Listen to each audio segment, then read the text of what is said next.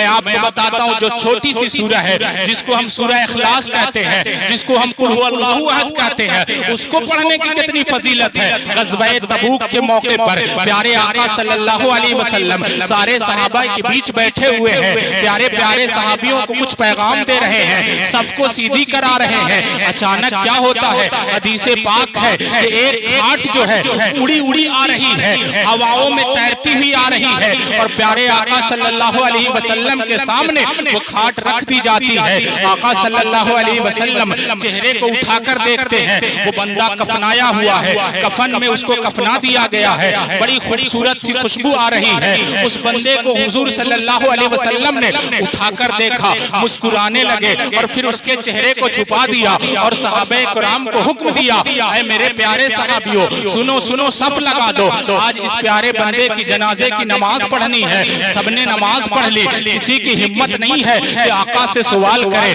آخر ماجرا کیا ہے، آخر بات کیا ہے۔ یہ سواری جو ہے یہ ہواؤں میں تیرتی ہوئی آئی ہے، یہ بندہ جو ہے ہواؤں میں تیرتے ہوئے آیا ہے، یہ تو ہمارے بیچ نہیں تھا، آخر اس کے اندر کون سی خصوصیت ہے، آخر اللہ نے اس کا مقام اتنا بلند کر دیا ہے کہ یہ اڑ کر آقا صلی اللہ علیہ وسلم کی بارگاہ میں آیا۔ اور اس کے مقدر کا کیا کہنا، اس کے جنازے کی نماز رسولوں کے سردار پڑھا رہے ہیں، اس کے جنازے کی نماز رحمت للعالمین پڑھا رہے ہیں، اس کے جنازے کی نماز آمنہ کے لال پڑھا رہے ہیں۔ سارے لوگ رشک کر رہے تھے، سب کہہ رہے تھے کیا قسمت پایا ہے، آخری وقت میں جنازہ پڑھانے والا رسولوں کا سردار مل گیا ہے۔ لیکن کسی کی ہمت نہیں ہے، ادب اتنا زیادہ ادب کا خیال رکھتے تھے کہیں آواز اونچی نہ ہو جائے، کہیں بے ادبی نہ ہو جائے، اس لیے زیادہ سوال نہیں کرتے تھے، اپنے آپ کو بچا کر رکھتے تھے۔ لیکن معاملہ ایسا تھا کہ کچھ سمجھ میں نہیں آ رہا تھا، بڑے ادب کے ساتھ سلام پیش کرنے کے بعد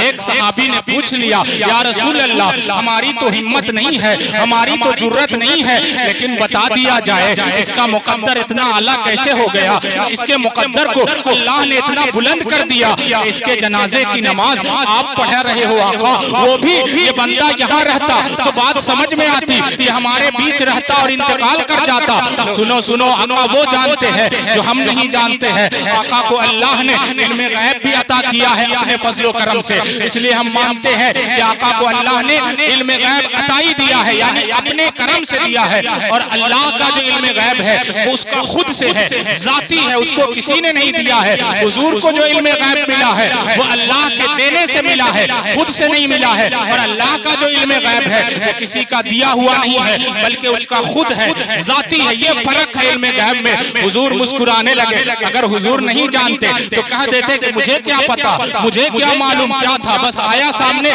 میں نے پڑھا دیا۔ لیکن حضور نے یہ نہیں کہا کہ مجھے نہیں معلوم ہے، بلکہ حضور مسکرا رہے ہیں۔ حدیث کے الفاظ ہے، حضور کے دانت مبارک بھی ظاہر ہو گئے، اتنا خوش تھے حضور۔ فرماتے ہیں اس شخص کا نام معاویہ ابن معاویہ لیثی ہے، اس شخص کا نام، اور یہ بڑا پیارا انسان تھا، یہ بڑا پرہیزگار انسان تھا، بڑا پرہیزگار صحابی تھا۔ سنو سنو میرے پیارے صحابہ، دراصل بات یہ ہے کہ جب اس کا نزا کا وقت قریب آیا تھا، جب آخری وقت قریب آیا تھا، جب یہ میرا پیارا امتی موت کے قریب آیا تھا، روح نکلنے والی تھی، اللہ تعالیٰ اس سے محبت کرتا تھا، اللہ اس کی بارگاہ میں اس کا بڑا مقام تھا۔ رب نے خود اس سے پوچھا بتا میرے پیارے بندے تیری آخری خواہش کیا ہے، تیری آخری تمنا کیا ہے؟ کون پوچھ رہا ہے؟ پروردگار پوچھ رہا ہے۔ یہ کون بتا رہا ہے؟ حضور بتا رہے ہیں کہ جب اس کا آخری وقت آیا پروردگار نے پوچھا اے میرے پیارے بندے بتا تیری آخری خواہش کیا ہے؟ تو اس بندے نے کوئی دوسری خواہش نہیں کی، اس نے یہ نہیں کہا کہ مجھے یہ دے دیا جائے، مجھے وہ دے دیا جائے، یا مجھے لمبی زندگی دے دی جائے، بلکہ اے میرے پیارے صحابہ اس پیارے صحابی نے یہ آخری خواہش کی، اے پروردگار میں تجھ سے ملنا چاہتا ہوں، میں تیری بارگاہ میں آنا چاہتا ہوں، لیکن اس سے پہلے اگر میرے جنازے کی نماز کوئی پڑھائے تو کوئی اور نہ پڑھائے، میرے پیارے آقا پڑھائے، میرے پیارے نبی پڑھائے۔ لیکن اے پروردگار بات سمجھ میں نہیں آ رہی ہے، آقا تو کہیں اور تشریف لے جا چکے ہیں، غزوہ تبوک میں شامل ہیں، وہ تو جنگ کے لیے گئے ہوئے ہیں، اے پاک پروردگار کیسے میرے آقا میرا جنازہ پڑھائیں گے؟ رب فرماتا ہے بندے خواہش کرنا تیرا کام ہے، پورا کرنا پروردگار کا کام ہے۔ یہ کھاٹ اسی لیے اڑ کر آئی ہے کہ اللہ نے یہاں تک پہنچایا ہے اور میں نے جنازہ پڑھایا ہے، صحابی رسول کے ذہن میں ایک سوال پیدا ہوا، یہ تو سمجھ میں آ گیا کہ یہ کون تھا، کس نے بھیجا تھا، اس کی آخری خواہش کیا تھی، حضور نے اس کا جنازہ کیوں پڑھایا، یہ ساری بات سمجھ میں آ گئی، لیکن ادب کے ساتھ ہاتھ جوڑ کر عرض کرتے ہیں یا رسول اللہ اگر آپ اجازت دے، ہمارے ماں باپ آپ پہ قربان، ہماری جرت نہیں ہے، لیکن اگر آپ اجازت دیں تو ایک چھوٹی سی بات سمجھ میں نہیں آ رہی ہے۔ دراصل بات یہ ہے یا رسول اللہ کہ آخر کون سی خوبی تھی، آخر کون سی خصوصیت تھی جس کی وجہ سے اس کا مقام اتنا بلند ہو گیا، اس کا مرتبہ اتنا بلند کہ رب اس کی آخری خواہش پوری کر رہا ہے، پروردگار اس کی آخری خواہش پوری کر رہا ہے، رسولوں کے سردار اس کا جنازہ پڑھا رہے ہیں۔ اگر آپ چاہیں تو اس کو بتا دے، تو بندہ جاننا چاہتا ہے۔ ایک صحابی نے سوال کیا، آقا صلی اللہ علیہ وسلم فرماتے ہیں یہ میرا پیارا جس کا نام معاویہ ابن معاویہ لیثی ہے، پیارا بندہ،